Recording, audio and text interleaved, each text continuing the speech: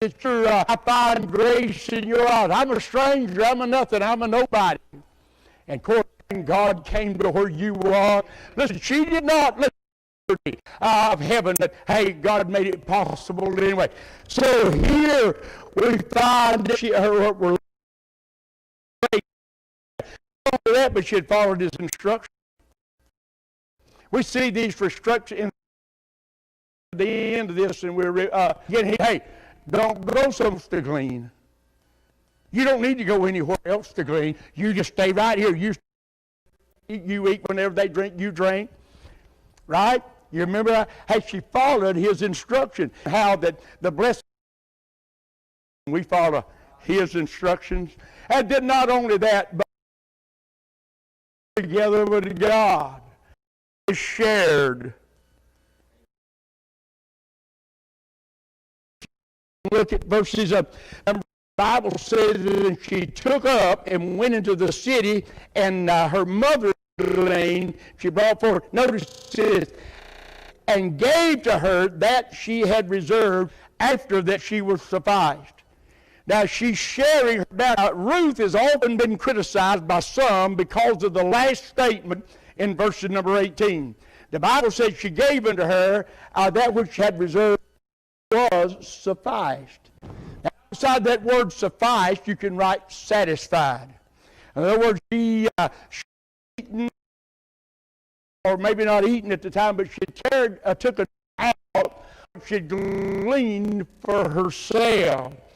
Now let me say something. Please listen very carefully. You cannot give that which you do not have. We've got a lot of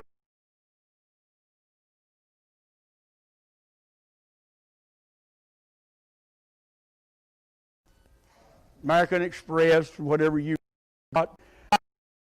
Would really want you to give to them which you don't have. Okay? You know what I'm saying? And we're customers of buying with that which we don't have. Right?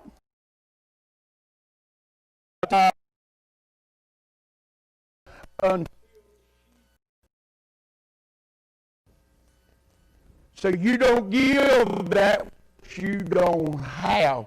But once that she got, she was willing to share. And it's the same way with salvation. Please listen to me. You can't share a salvation experience until you first salvation experience. That's why a lot of people don't ever witness to anybody, because they don't have any share. Y'all in Mark chapter number 5? Remember what happened to him?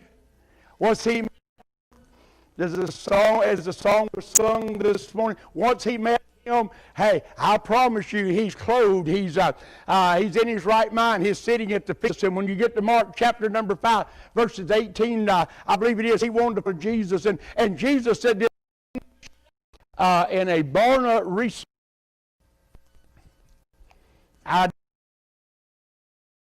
people, I lost you yet? Because of that. 36, a little over those that were surveyed that said they had a personal relationship with Jesus Christ and were going to heaven, because I said that all, one of them's as good as another.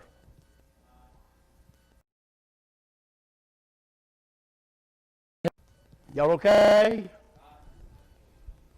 10% of them believe in reincarnation. It is all right to live together before marriage.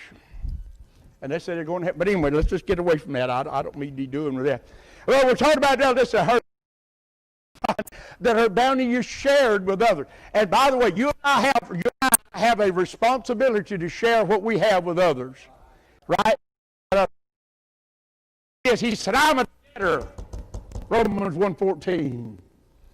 I have a debt to pay, and I need to share that. I need to take what God did. No, we not only need to share what God did, but God's given us.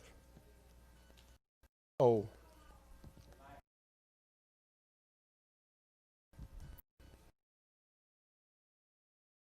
Yes, Brother Rodney, the Bible still says that, and I mentioned offerings and nobody ever shouts.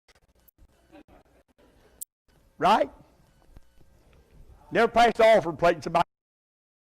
Right? But the Bible also says this, if we sow sparingly, we're going to reap sparingly. And you know what that means? It means you're going to get $1 blessing next week. Ruth's bounty. And something extraordinary had happened.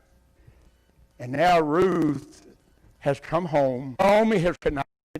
And now we see, secondly, this morning, we see Naomi's blessing of Boaz. We see Ruth's bounty, but notice, we see Naomi, please, in verse number 19. The Bible says that her mother-in-law, this is Naomi, said unto her, where hast thou gleaned today? Notice thou, notice, blessed be he that did. And she showed her mother-in-law with whom she, and today is Boaz. Now she comes home. Logical question. She comes home with much, perhaps, as Naomi thought that she ought to have.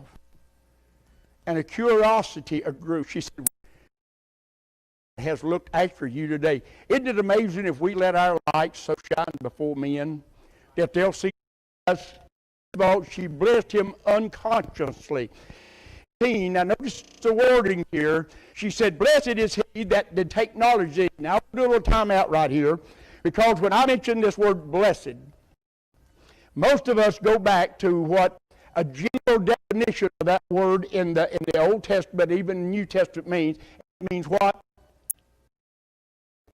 Psalm 1, blessed is the man, or blessed is the man. So happy, how happy is that? But that's not what it means here. That's why the Bible teaches to show to God. So here